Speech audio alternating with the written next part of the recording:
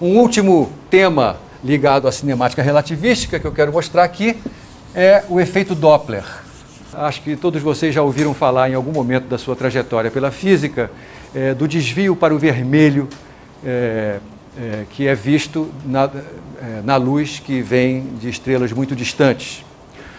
Ou na chamada lei de Hubble, o astrônomo americano Edwin Hubble descobriu que galáxias distantes têm o seu espectro luminoso deslocado para a região do vermelho. Como é que ele fez isso?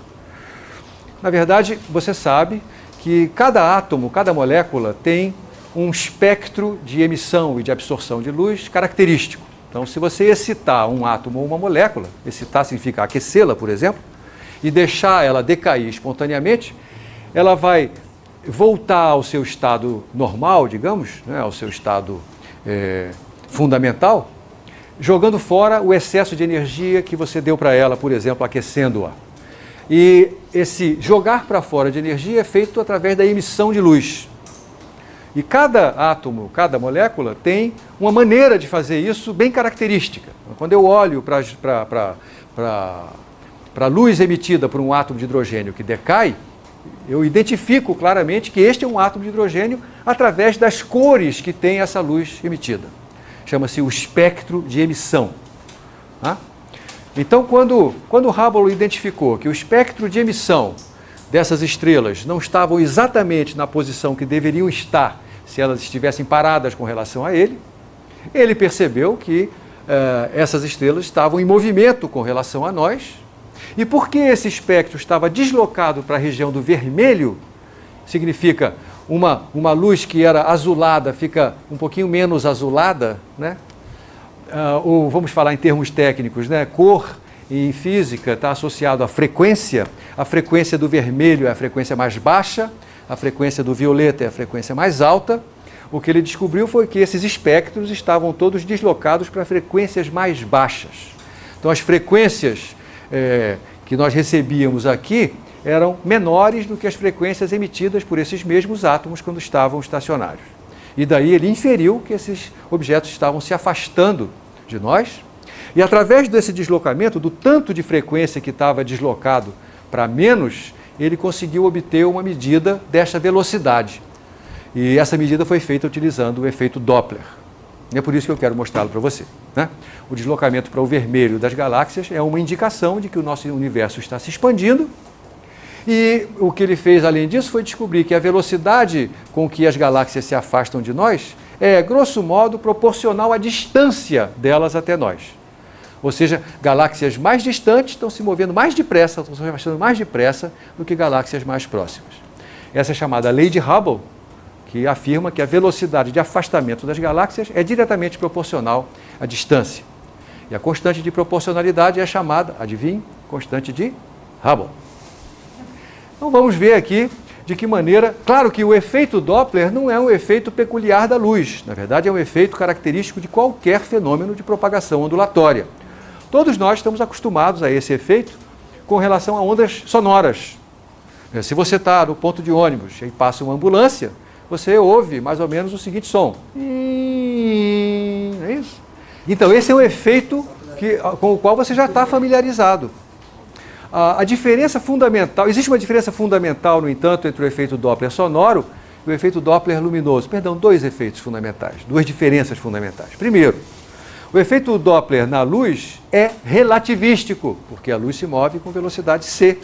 O sonoro não é. A velocidade do som, 340 metros por segundo, é da ordem de 10 a menos 6 da velocidade da luz. Os efeitos relativísticos são absolutamente ignoráveis, ou até quase que impossíveis de se medir.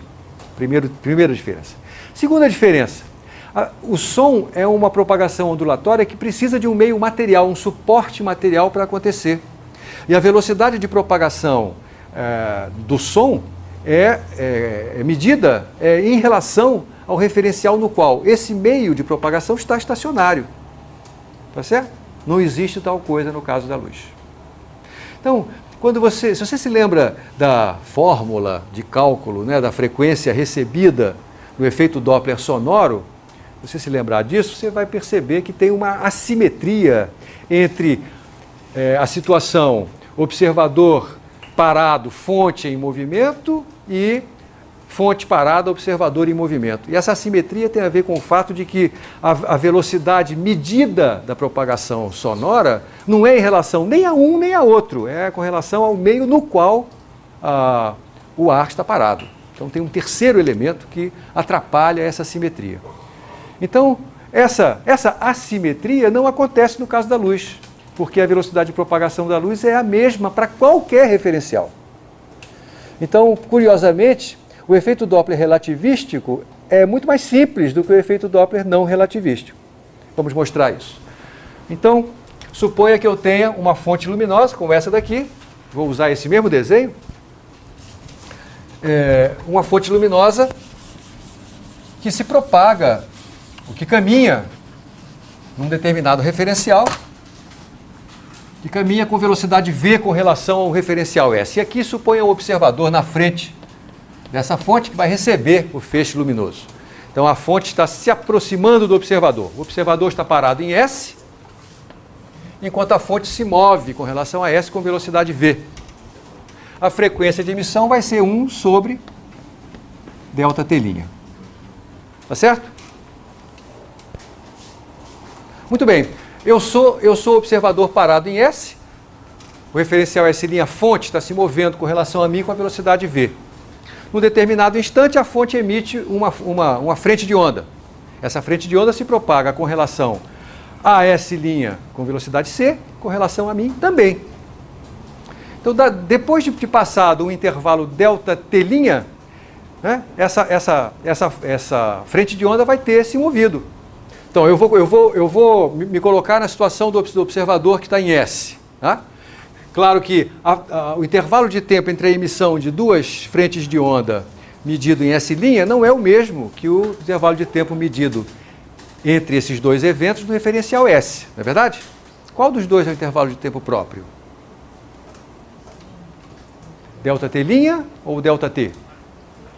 Primeiro, você entendeu a diferença entre os dois? ΔT' é o tempo entre a emissão de duas frentes consecutivas em S'. ΔT é o tempo entre esses dois mesmos eventos, só que medido em S. Em qual desses dois, ΔT ou ΔT', é um intervalo próprio? Lembre que S' é o referencial que se move junto com a fonte. Então, em relação a S', a posição da fonte é sempre a mesma. Tá certo? Então, ΔT' é o tempo próprio. Isso aqui, na verdade, é igual, vou chamar de ΔT. Lembra, ΔT0 é a nomenclatura que eu estou usando para o intervalo próprio. No referencial S, eu vou medir um intervalo de tempo diferente entre esses dois eventos. Esse intervalo é ΔT. Vamos ver o que acontece nesse intervalo ΔT. A frente emitida está, digamos, nessa posição aqui. Mas com relação a S, a fonte também se moveu. Ela está nessa posição aqui. Ora, com relação a mim outra vez, a distância, aqui está então a segunda frente de onda, no momento da sua emissão. Tá? Vamos ver qual é a distância entre as duas frentes de onda como observada por S. É simples, né? Porque esse tamanho aqui é o quanto a frente de onda, a primeira frente de onda andou durante o intervalo ΔT em S. Ora, a frente de onda tem velocidade c, porque em qualquer referencial ela tem a mesma velocidade. Então, esse comprimento é c vezes ΔT. Por outro lado, nesse mesmo intervalo, a fonte se locomoveu desse tantinho aqui. Com relação a S, a fonte tem velocidade v grande. Portanto, esse comprimento é v vezes o mesmo ΔT. Então, afinal, considerando o que aconteceu neste intervalo de tempo ΔT. Pensando relativisticamente, os dois eventos que eu estou considerando são emissão da primeira frente de onda, primeiro evento.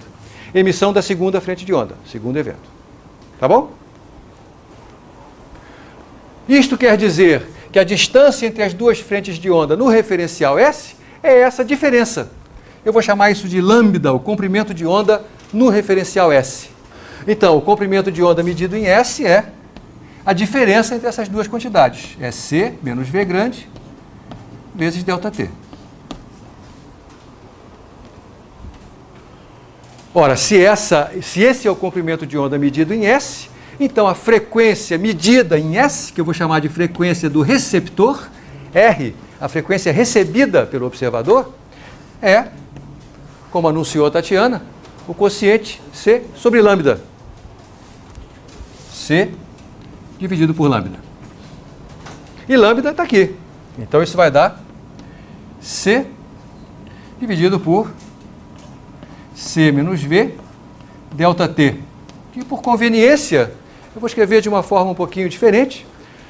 Vou botar isso assim, ó, 1 sobre delta T no numerador. E vou passar esse C que está no numerador para o denominador do denominador. Porque aí vai aparecer C menos V, tudo isso sobre C. Isso aí é o nosso velho amigo 1 menos beta.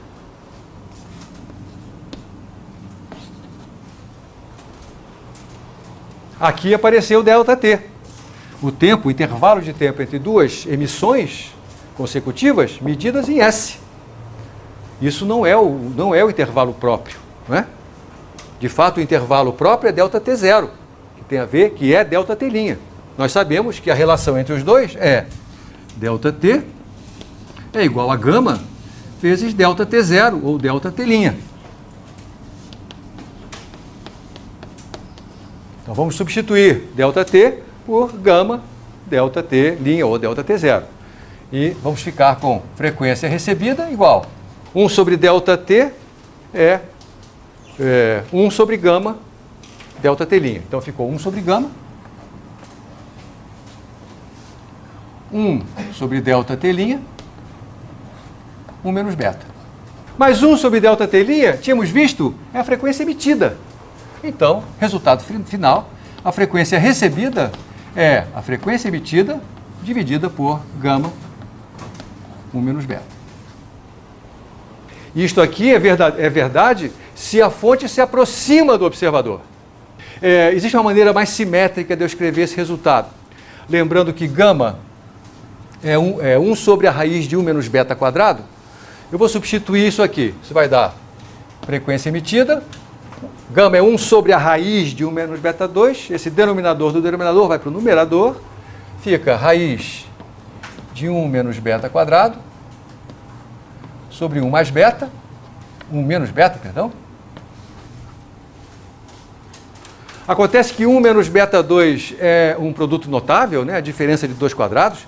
Eu posso exprimir como um produto da soma pela diferença desses dois termos. Então isso aqui vai dar frequência emitida, que multiplica raiz de 1 menos beta, 1 mais beta, sobre 1 menos beta. Esse 1 menos beta eu vou botar ele dentro da raiz. Para fazer isso eu elevo ele ao quadrado. Então essa raiz agora envolve numerador e denominador. E o denominador eu escrevo 1 menos beta ao quadrado.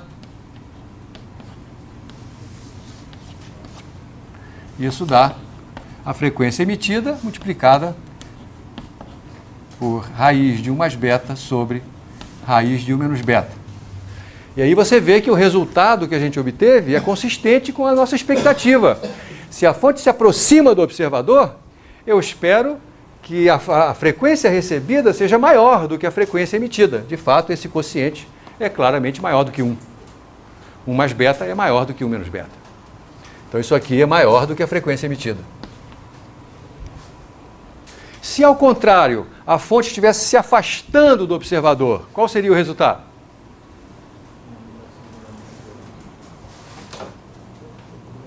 É só trocar o sinal da velocidade. Trocar o sinal da velocidade é trocar o sinal de beta. Então fica raiz de 1 menos beta sobre 1 mais beta, direto. Tá certo? E aí está a simetria completa que a relatividade permite e que não é permitida pela propagação sonora.